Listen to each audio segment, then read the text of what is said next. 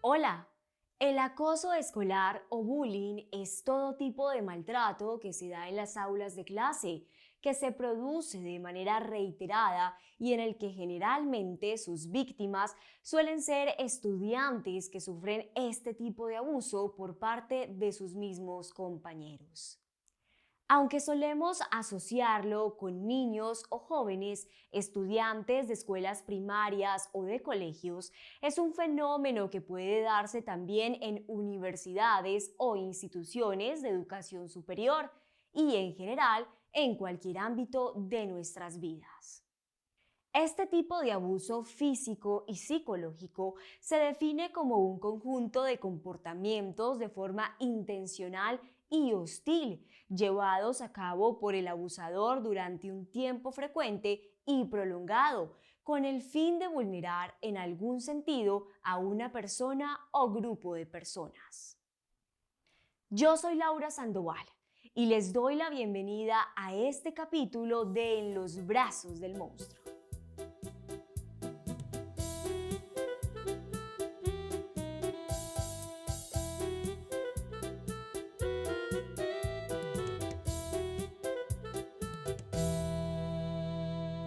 Hoy presentaremos el capítulo Acoso en el aula, en donde daremos a conocer cómo puede darse el acoso escolar, uno de los brazos del monstruo que se genera desde los primeros años de nuestras vidas. A continuación veremos lo que piensan las personas en la calle acerca de la pregunta: ¿por qué cree que se da el acoso en las aulas? Esta es nuestra sección Vox Populi.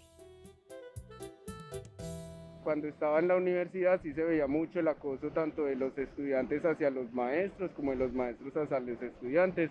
En muchas ocasiones no terminaba bien ese acoso, siempre terminaba con alguna expulsión, con alguna suspensión.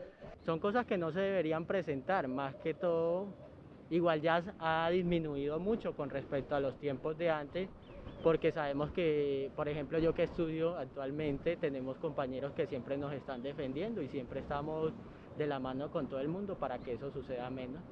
En el tema universitario no se da tanto, es muy poco porque ya hay gente más madura, más preparada. Yo ya estudié y pasé por un salón de clase y la verdad es que no hay tanto, o sea, la verdad, porque hay gente adulta, gente responsable, gente que sabe lo que va. Me imagino que se da más que todo en los colegios, en las primarias, en las secundarias, y ahí sí es un tema más delicado para los padres que están en su casa. Pues es una práctica mal hecha porque pues muchas veces los profesores se aprovechan de los estudiantes que van de pronto con notas bajas, notas regulares y ahí pues aprovechan para de pronto hacer uso del acoso o el abuso en las aulas de clase. No, pues fatal, me parece muy malo porque tuve una experiencia con unos amigos, unos compañeros del colegio. Un amigo que acosaba a una compañera y por eso ella se cansó y le tocó salirse del colegio. Entonces me parece mal hecho. Nosotros hablamos del acoso. El acoso ha tenido varias connotaciones, tanto desde el tema internacional como dentro del tema normativo interno, pero siempre hay tres puntos que catalogan el acoso. El acoso es intencional, es metódico y es sistemático. Quiere decir que es repetitivo y busca minimizar la dignidad de una persona. El acoso de bullying dentro del aula se manifiesta a través de aquellos adolescentes que tienen ausencia paterno-materna,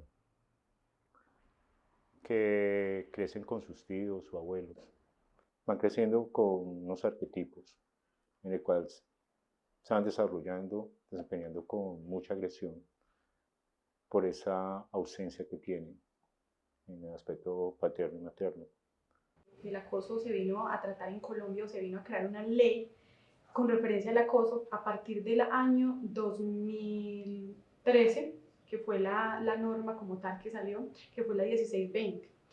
Esta ley es de convivencia escolar, se llama así, Ley de Convivencia Escolar. En ella se catalogó todo el tema del acoso, el bullying, se le dieron unas repercusiones, se le habló del tema sancionatorio. Esta ley permitió dar, como les te digo, un avance y un paso muy grande para Colombia en tema de acoso, porque anterior a eso el acoso se manejaba dentro de la institución y quedaba dentro de la institución. El respeto hacia los demás hace parte de una sana convivencia. Desde pequeños estamos cohabitando con más personas y desde que empezamos nuestra vida estudiantil en adelante nos vemos inmiscuidos de manera continua en relacionarnos con los demás. De ahí la importancia de ser empáticos y aprender a conocer y tolerar a las personas que nos rodean, tanto en nuestra vida social y laboral como en la familiar. En nuestro hogar se forman los valores y buenas conductas. Una sana convivencia depende mucho de nuestro entorno familiar, de cómo nos relacionamos con nuestros padres, hijos o hermanos. El respeto empieza en casa y desde allí lo proyectamos hacia los demás. Continuamos conociendo cómo se da este fenómeno en las aulas de clase y cómo identificarlo antes de que sea demasiado tarde.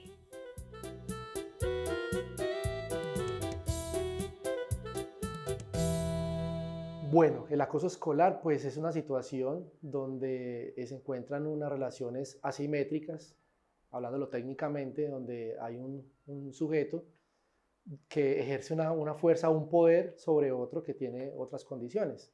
Puede ser más vulnerable, puede ser menos fuerte, pero realmente es donde se configura el tema de donde una persona abusa de otra persona, puede ser físicamente, puede ser psicológicamente, puede ser también verbalmente, o sea, hay muchas modalidades para configurar el tema del acoso.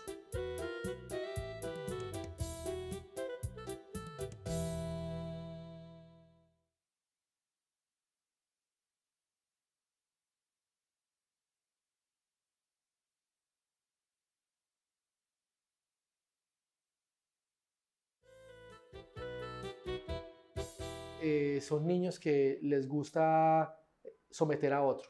Entonces es muy evidente, son personitas que les gusta burlarse de los otros, pegarles, esconder, hacer daño, lastimar. Entonces uno tiene que estar pendiente del tema para poder como colaborarle a esas personas que están siendo, víctimas del bullying.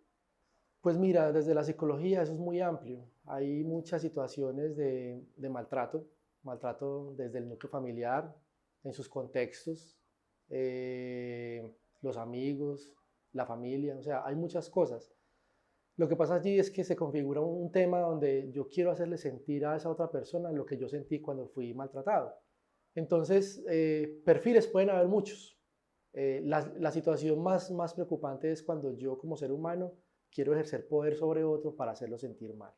Entonces, es allí donde uno configura el tema de un abuso, ¿cierto? De maltratar psicológica, verbal, físicamente, y ya entonces podemos hablar de que si se vuelve reiterado o si el tema es muy consecutivo el tema con ese ser humano, ya se podría ir como configurando un perfil de una persona que le hacen bullying y otra persona que le gusta hacerle bullying a los demás.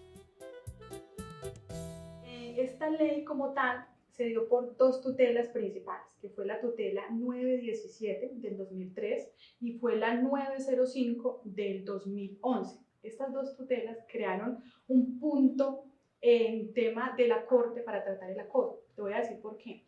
Porque la primera tutela fue referencia a un menor de edad que venía siendo víctima de sus amigos de acoso a través de una salida pedagógica. Lo llevaron a un sitio, le tomaron fotos, le hicieron desnudarlo y publicaron sus fotos. Y venía siendo víctima de acoso por parte de sus estudiantes, de los estudiantes de la institución. Eso fue un punto que le permitió a la Corte darse cuenta de que el acoso era latente en Colombia, no estaba siendo debidamente tratado y fuera de eso, normativamente había un vacío muy grande para tratar ese tipo de situaciones, porque tuvieron que recurrir a una tutela. A través de los años, el control que tenían los padres sobre los niños se perdió. Eso lleva a que un niño sea agresivo, a que se manifieste de una forma contraproducente hasta para el mismo aula, para la misma familia. Y el bullying de estos niños empieza con apodos. Si tú eres gordito, entonces este niño que te va a hacer bullying, todo el tiempo te está diciendo eres gordo, comes mucho, eres un marrano, Y este tipo de bullying se presenta en las escaleras, en los baños, en los pasillos, en puntos no visibles. La ley colombiana ha puesto cartas en el asunto, pero esto no significa que realmente esta problemática esté desapareciendo. Las instituciones educativas han tenido que hacer una labor muy especial en la prevención de casos de abuso entre estudiantes, crear comités de convivencia en donde las víctimas puedan encontrar apoyo, además de hacer campañas para prevenirlo. Es importante que las instituciones educativas estén atentas al bienestar de sus estudiantes. Una sana convivencia hace parte de un buen desempeño académico. ¿Qué hay que hacer? Tratar de educar no a los niños, sino a la población, a que entiendan, a que sean más conscientes, a tratar de ayudar a los niños a que hoy en día es un tema delicado que puede llevar a una consecuencia mayor. Pues bueno, el tiempo en el que yo estuve estudiando en una institución que estuve durante 2 años, me puedo dar cuenta de que sí se veía mucho, no tanto entre estudiantes, sino entre docentes y estudiantes. La verdad es que yo pienso que tanto abuso y tanto acoso en las aulas en realidad solamente ha entorpecido la educación de las personas. Bueno, eso es algo que hay que erradicar, el abuso, el acoso, el matoneo, no solamente en el aula de clase entre los estudiantes, también a veces de los docentes con los estudiantes y también en muchos casos los estudiantes y la comunidad educativa con los docentes. Los que tenemos la potestad para terminar con el bullying o para mitigarlo, porque eso nunca se va a acabar, pero sí reducirlo, somos los adultos, porque nosotros somos los que educamos a nuestros hijos para que respeten. Entonces las conductas que vas viendo en los niños empiezan en casa, porque allí es donde se sienten seguros, ellos expresan lo que sienten, se pueden sentir tristes y uno los ve llorar o bajo rendimiento en su sistema educativo. Pero finalmente en la institución vemos personas que son retraídas o se vuelven violentas o reaccionan mal por todo, conductas disruptivas. O sea, hay muchas cosas. Allí es donde viene la pericia del docente orientador en las instituciones educativas para poder ubicar a esa personita y qué le está pasando. Cuando hablamos de la ley, de la tutela que fue la 905, esa tutela lo que hizo fue que llamó a varios actores dentro del escenario, no se limitó solamente al ámbito escolar, sino que también hicieron una investigación en que llamaron personas de educación, psicólogos, llamaron personas especialistas en el tema, lo que no hicieron anteriormente. Y entonces, ¿qué descubrió la Corte? Que definitivamente el acoso era latente, estaba creciendo de manera exponencial y ellos debían buscar la manera de mediar, la manera de cortar esa situación y crear las herramientas suficientes para que cuando se presentasen esas situaciones dentro de las instituciones, ellos tuvieran las herramientas para poder acompañar a la persona que estaba siendo víctima del acoso, como también a la persona que era el victimario en este caso que se le llama. ¿Qué educación le estoy dando? ¿Cómo los estoy formando? Si me intereso en mi hijo, si le pregunto a mi hijo cada que llega a la casa, ¿cómo te fue en el colegio? ¿Estás respetando a tus docentes, a tus compañeros? Hoy por hoy, en la actualidad, eso ha cambiado. El niño llega a su casa, entonces encuentra una casa ausente, porque los papás por la época pues ambos trabajan para tener un nivel económico, para poder sostener la familia.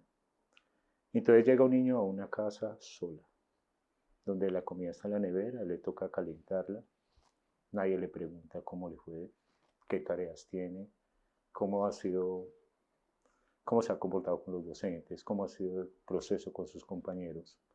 Entonces, estamos teniendo familias en la actualidad que no están comprometidas con su labor más social y económica que en su núcleo familiar. Yo pienso que en nuestros hogares nosotros conocemos muy bien cada integrante, cómo actúa, cómo piensa, cuál es su postura, su subjetividad frente a la vida. Y en casa empezamos a ver unos cambios, cero comunicación, aislamiento, perder el interés por las cosas que usualmente nos apasionan, incluso depresiones, personas muy ansiosas. Y finalmente, vamos a un estadio más fuerte y es ya cuando se afecta o hay un tema de psicopatología. Y es donde tú encuentras, por ejemplo, niños que se están cortando o niños con ideación suicida o niños con acciones suicidas o conducta suicida.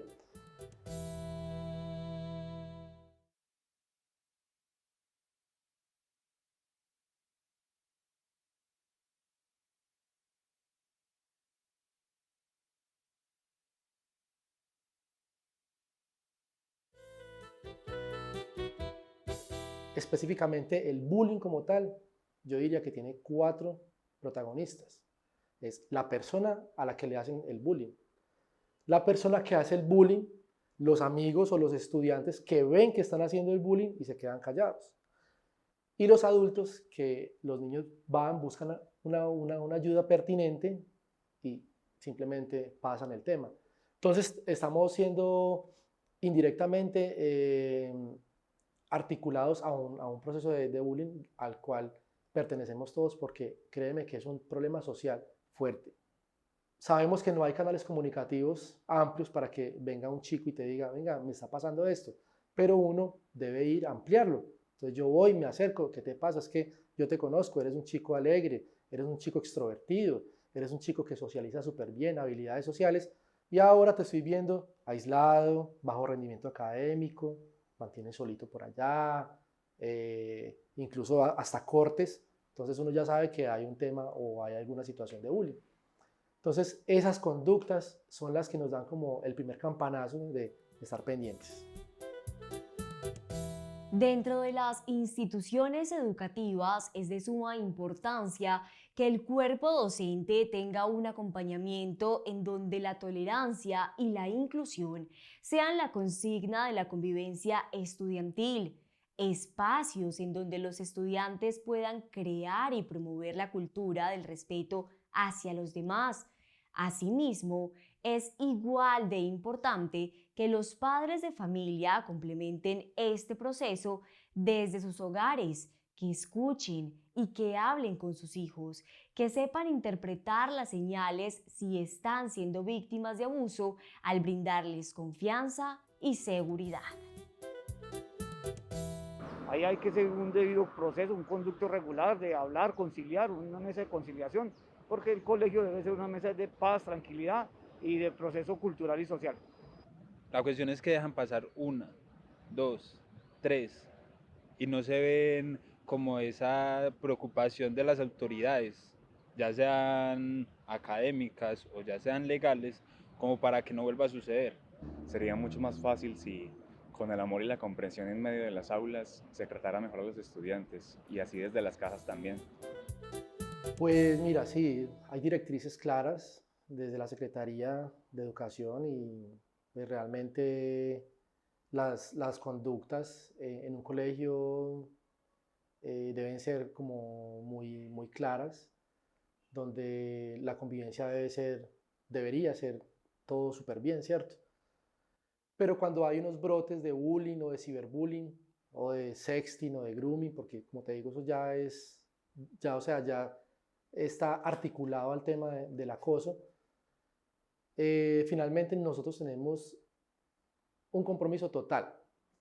Total, ¿por qué? Porque, por ejemplo, en el caso mío, trabajo con un equipo donde pensamos igual, o sea, cero bullying. Todos merecemos respeto. Cuando nosotros estamos hablando de acoso, siempre debemos recordar que toda institución está en la obligación de velar porque los derechos fundamentales de la persona que está siendo agredida sean respetados, sean protegidos, al igual que la persona que está cometiendo la conducta también tiene sus derechos. Entonces es una lucha entre tratar de que la persona que está cometiendo la conducta no se sienta vulnerada por el actuar de la institución y tratar de que la persona que está siendo víctima de la situación tenga el acompañamiento respectivo por parte de la institución. En este caso, acudir a la personería, acudir al rector,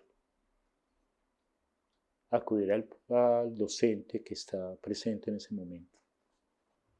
Entonces la recomendación es que sin temor se puedan acercar con toda libertad, hablen con sus padres del proceso que están viviendo, hablen con el docente de apoyo en ese momento, hablen con el rector. Sin temor, van a encontrar un apoyo.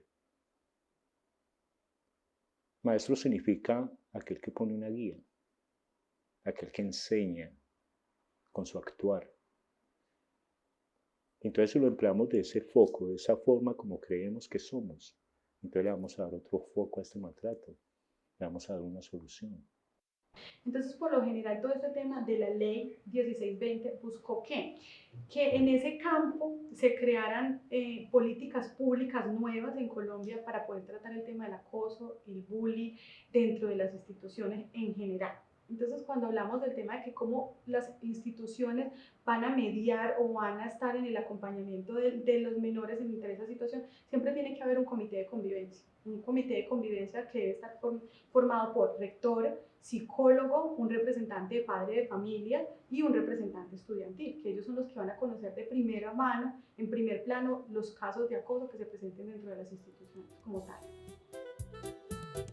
Si es enseñarle a los niños que hay conflictos, en este caso pues el bullying, por ejemplo, hay un conflicto social, pero venga, enseñémosles a reconocer, enseñémosles a pedir disculpas y a reparar a esa otra persona que fue agredida por mí de cierta manera. Entonces mira que se configura una nueva corresponsabilidad y pues finalmente pienso que las instituciones educativas deberían apuntar al cero bullying, un ser tolerante cero con el bullying porque hablamos de vida.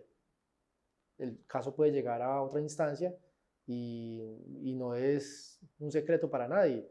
En Pereira solamente sabemos de casos de bullying que hay niños que han perdido su vida por temas de bullying que no fueron tratados y no fueron abordados en el tiempo que debía ser abordado el tema. O sea, esto es un tema que se debe abordar con rapidez, con eficacia y vuelvo y lo digo, los adultos tenemos la responsabilidad de parar el bullying en las instituciones educativas y en nuestros hogares también. La prevención del acoso escolar es un trabajo de todos. Debemos estar atentos al comportamiento de nuestros hijos, amigos o conocidos. Aunque parezca obvio, el papel que tenemos todos es fundamental al momento de prevenir y erradicar este tipo de problemática. Gracias por acompañarnos en este programa. Esperamos que este capítulo en el que hablamos acerca del acoso en el aula haya sido de gran ayuda. Los esperamos en nuestro próximo capítulo llamado Ciberacoso, en donde hablaremos acerca del acoso en redes sociales. Aquí, en los brazos del monstruo.